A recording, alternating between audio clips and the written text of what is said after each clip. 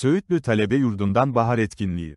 Seyfettin İnce Caddesi yolu üzerinde bulunan Söğütlü Talebe Yurdu'nun bahçesinde gerçekleşen etkinlikte çocuk oyun alanları, yiyecek, gıda ve kıyafet çeşitleri bulunuyor.